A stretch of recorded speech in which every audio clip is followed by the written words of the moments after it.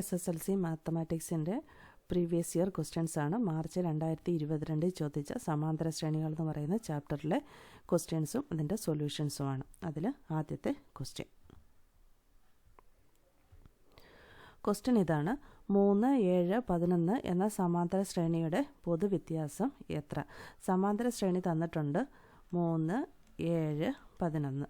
അതിൽ പൊതുവ്യത്യാസം നമുക്ക് കണ്ടെത്തണം. പൊതുവ്യത്യാസം എന്ന് പറയുന്നത് അടുത്തടുത്തുള്ള രണ്ട് പദങ്ങൾ തമ്മിലുള്ള വ്യത്യാസമാണ് പൊതുവ്യത്യാസം. പൊതുവ്യത്യാസം ഈക്വൽ ടു 7 - 3 = 4. ഇതാണ് പൊതുവ്യത്യാസം. 1 മാർക്കിൻ്റെ സിമ്പിൾ ക്വസ്റ്റ്യൻ ആയിരുന്നു. രണ്ടാമത്തെ ക്വസ്റ്റ്യൻ: 5, 8, 11 സമാന്തര ശ്രേണി തന്നിട്ടുണ്ട്. 5, 8, 11 ഇത് ഒരു സമാന്തര ശ്രേണിയാണ്. ഇതിൻ്റെ 20ാം പദം എത്ര? ഈ സമാന്തര ശ്രേണിയുടെ ബീജഗണിത രൂപം എഴുതുക. സമാന്തര ശ്രേണി തന്നിട്ടുണ്ട്. അതിൻ്റെ ആദ്യ പദം എന്ന് പറയുന്നത് 5 ആണ്. ഇനി നമുക്ക് അതിൻ്റെ പൊതുവ്യത്യാസം എഴുതാം. നമുക്ക് കണ്ടെത്തേണ്ടത് 20ാമത്തെ പദമാണ്. പൊതുവ്യത്യാസം എന്ന് പറയുന്നത് 8 - 5 = 3 എന്ന് കിട്ടി. ഇനി നമുക്ക് ബീജഗണിത രൂപം എഴുതി കഴിഞ്ഞു കഴിഞ്ഞാൽ 20ാമത്തെ പദം കണ്ടെത്താൻ എളുപ്പമാണ്. അതുകൊണ്ട് നമുക്ക് ആദ്യം ബീജഗണിത രൂപം എഴുതാം. ഒരു സമാന്തര ശ്രേണിയുടെ ബീജഗണിത രൂപം xn = an + b ആണ്. a എന്ന് പറയുന്നത് പൊതുവ്യത്യാസവും ബി എന്ന് പറയുന്നത് ആദ്യ പദം മൈനസ് പൊതുവ്യത്യാസം ആണ്.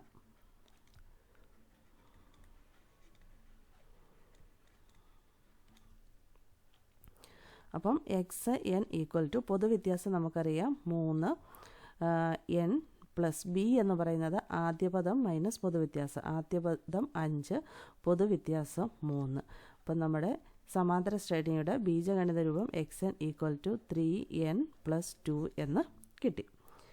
ഇനി നമുക്ക് ഈസി ആയിട്ട് ഇതിൻ്റെ 20ാമത്തെ പദം കണ്ടെത്താം. ഇതാണ് രണ്ടാമത്തെ പാർട്ട്. ആ ക്വസ്റ്റ്യൻ്റെ രണ്ടാമത്തെ പാർട്ടിൻ്റെ ആൻസർ ഇതാണ്: സമാന്തര ശ്രേണിയുടെ ബീജഗണിത രൂപം. ആദ്യത്തെ പാർട്ട് എന്ന് പറയുന്നത് ഒരു സമാന്തര ശ്രേണി, ഈ തന്നിരിക്കുന്ന സമാന്തര ശ്രേണിയുടെ 20ാം പദം എത്ര? അപ്പോൾ നമുക്ക് n-ന് പകരം 20 എന്ന് കൊടുത്താൽ മതി. x 20 = 3 × 20 + 2 = 60 + 2 = 62 ആണ്. ഇതാണ് ഈ സമാന്തര ശ്രേണിയുടെ 20ാമത്തെ പദം.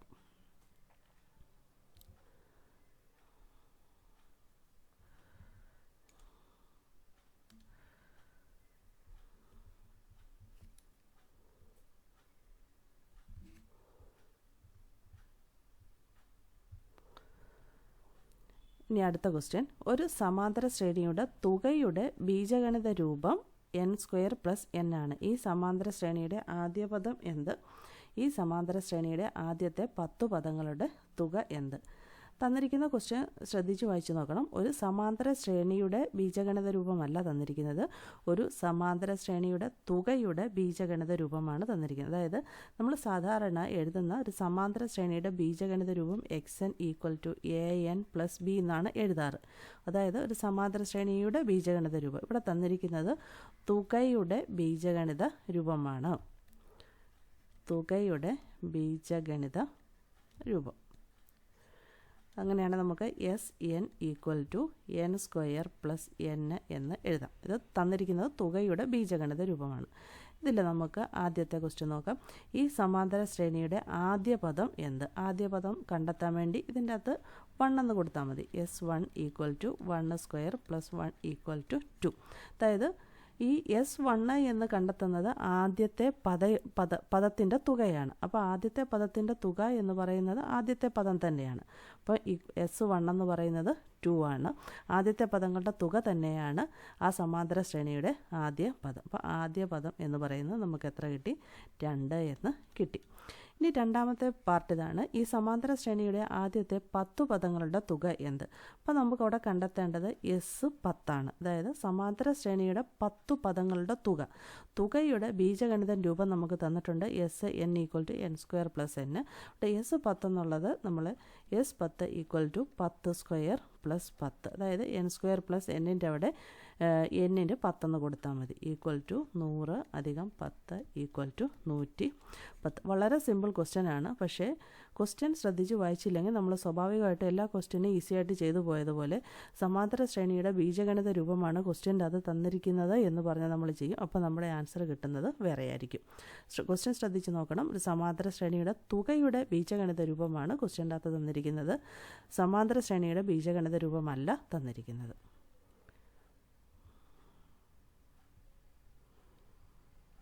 ഇനി അടുത്ത ക്വസ്റ്റ്യൻ 6, 10, 14. 6, 10, 14 ഇതെന്ന് പറയുന്നത് ഒരു സമാന്തര ശ്രേണിയാണ്. ഈ സമാന്തര ശ്രേണിയുടെ ആദ്യത്തെ 15 പദങ്ങളുടെ തുക കണ്ടെത്തുക. ആദ്യം നമുക്ക് നോക്കാം. സമാന്തര ശ്രേണിയുടെ 15 പദങ്ങളുടെ തുക കണ്ടെത്തുക. നമുക്ക് സമാന്തര ശ്രേണി 6, 10, 14 എന്ന് തന്നിട്ടുണ്ട്. അതിൻ്റെ അകത്തുനിന്ന് നമുക്ക് എന്ത് കണ്ടെത്താം? ആദ്യ പദം കണ്ടെത്താം. ആദ്യ പദം നമുക്ക് എടുത്തെഴുതിയാൽ മതി. ആദ്യ പദം 6 ഇനി നമുക്ക് 15ാമത്തെ പദം കിട്ടിക്കഴിഞ്ഞ് കഴിഞ്ഞാൽ നമുക്ക് ആദ്യത്തെ 15 പദങ്ങളുടെ തുക കാണാം. 15 ഈക്വൽ ടു 1/2 n ഇൻറ്റു ആദ്യ പദം പ്ലസ് 15ാമത്തെ പദം. ആദ്യ പദം നമുക്കറിയാം, അത് നമുക്ക് കിട്ടി. ഇനി അവസാനത്തെ 15ാമത്തെ പദം കാണാൻ വേണ്ടി ഇതിൻ്റെ ബീജഗണിത രൂപം ആദ്യമേ അങ്ങ് കണ്ടെത്തുക. അപ്പോൾ നമുക്ക് എത്രാമത്തെ പദം വേണമെങ്കിലും കണ്ടെത്താം. അപ്പോൾ x n equal to an plus b ആണ് ഒരു സമാന്തര ശ്രേണിയുടെ ബീജഗണിത രൂപം. എ എന്ന് പറയുന്നത് പൊതുവ്യത്യാസമാണ്. അപ്പോൾ 10 മൈനസ് 6 ഈക്വൽ ടു 4 എ എന്ന് പറയുന്നത്. ബി എന്ന് പറയുന്നത് ആദ്യ പദം മൈനസ് പൊതുവ്യത്യാസം. ആദ്യ പദം എന്ന് പറയുന്നത് 6 മൈനസ് പൊതുവ്യത്യാസം 4 ഈക്വൽ ടു 2 കിട്ടി. അപ്പോൾ x n equal to an plus ബിയുടെ അവിടെ 4n പ്ലസ് 2 എന്ന് കിട്ടി. അതായത് നമ്മുടെ ഈ സമാന്തര ശ്രേണിയുടെ ബീജഗണിത രൂപം 4n പ്ലസ് 2 എന്ന് കിട്ടി. അങ്ങനെയാകുമ്പോൾ നമുക്ക് ആദ്യ പദം നമുക്ക് എത്രയാണ് തന്നിരിക്കുന്ന സമാന്തര ശ്രേണിയിൽ നിന്ന് നമുക്ക് എഴുതാം. x1 equal to 6.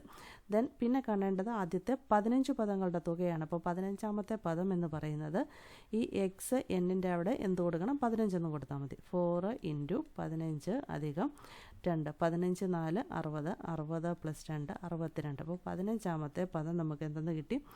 62 എന്ന് കിട്ടി. അപ്പോൾ നമുക്ക് എന്ത് കാണാം? ആദ്യത്തെ 15 പദങ്ങളുടെ തുക കാണാം. അപ്പോൾ S15 equal to half into 15 into ആദ്യ പദം 6 പ്ലസ് 15ാമത്തെ പദം 62 ഈക്വൽ ടു 1/2 ഇൻറ്റു 15 ഇൻറ്റു 68. ഇത് വെട്ടിക്കഴിയുമ്പോൾ 34. 15 ഇൻറ്റു 34 510 ആൻസർ കിട്ടും. ഇനി അടുത്തത് ആദ്യ പദവും 16ാം പദവും തമ്മിലുള്ള വ്യത്യാസം എത്ര? ആദ്യ പദം എക്സ് എന്ന് പറയുന്ന 6 നമുക്ക് 16ാമത്തെ പദം ഏതാണെന്ന് അറിയത്തില്ല. 16ാമത്തെ പദം കണ്ടെത്താം. എക്സ് 16 എന്നുള്ളത് ആ ബീജഗണിത രൂപത്തിൽ എന്നിന് പകരം എന്ത് കൊടുത്താൽ മതി? 16 എന്ന് കൊടുത്താൽ മതി. എക്സ് 16 ഈക്വൽ ടു 4 ഇൻറ്റു 16 അധികം 2 എത്ര കിട്ടും? 16 4 10 4 40 6 4 24 40 20 66 4 66 കിട്ടും. അപ്പം എക്സ് 16 എന്നുള്ളത് നമുക്ക് 66 കിട്ടി. ഇത്രയും ചെയ്തു പോയില്ലെങ്കിലും എളുപ്പമാണ്. എക്സ് 16 എന്ന് 15 നമുക്ക് കിട്ടിയത് 62. അതിൻ്റെ കൂടെ പൊതുവ്യത്യാസം 4 കൂട്ടിക്കഴിഞ്ഞ് കഴിഞ്ഞാൽ 66 കിട്ടും. ഇത്രയും ചെയ്യണമെന്ന് നിർബന്ധമൊന്നുമില്ല, ഈസി ആയിട്ട് എഴുതാവുന്നതേ ഉള്ളൂ. ഇനി ആദ്യ പദവും 16ാം പദവും തമ്മിലുള്ള വ്യത്യാസം എത്ര? ആദ്യ പദം x1 ഈക്വൽ ടു 6. 16ാം പദം എക്സ് 16 എന്ന് പറയുന്നത് 66. ആദ്യ പദവും 16ാം പദവും ഒന്നെങ്കിൽ നമുക്ക് x1 മൈനസ് x 16 എടുക്കാം. അപ്പം നമുക്ക് 6 മൈനസ് 16 6 ഈക്വൽ ടു മൈനസ് 6 എന്ന് കിട്ടും, 16 കിട്ടും. അല്ലെങ്കിൽ നമുക്ക് x 16 മൈനസ് x1 എന്ന് എടുക്കാം. അപ്പം നമുക്ക് 66 മൈനസ് 6 ഈക്വൽ ടു പ്ലസ് 16 കിട്ടും. പക്ഷേ നമ്മുടെ ആൻസർ പബ്ലിക് എക്സാമിൻ്റെ ആൻസർ കീയിൽ ഇങ്ങനെയാണ് ചെയ്തിരിക്കുന്നത്. ഇത് ക്വസ്റ്റ്യൻ്റെ അത് ചോദിച്ചിരിക്കുന്നത് ആദ്യ പദവും 16ാം പദവും തമ്മിലുള്ള വ്യത്യാസം. സാധാരണ നമ്മൾ ഡിഫറൻസ് കാണുമ്പം, വ്യത്യാസം കാണുമ്പം വലിയതാണ് ആദ്യം എടുത്തിട്ട് സബ്സ്ട്രാക്ട് ചെയ്യുന്നത്, സാധാരണ സിമ്പിളി ചെയ്യുമ്പം. അല്ലാതെ ഇങ്ങനെയും ചെയ്യാം. ഇങ്ങനെ ആൻസർ വന്നുകൂടെ ഇല്ലയെന്ന് ചോദിച്ചാൽ വരാം. അടുത്തത് സി പാർട്ട്. ആദ്യത്തെ 15 പദങ്ങളുടെ തുകയും തുടർന്നുള്ള 15 പദങ്ങളുടെ തുകയും തമ്മിലുള്ള വ്യത്യാസം എത്ര? ക്വസ്റ്റ്യൻ ശ്രദ്ധിച്ച് വായിക്കണം.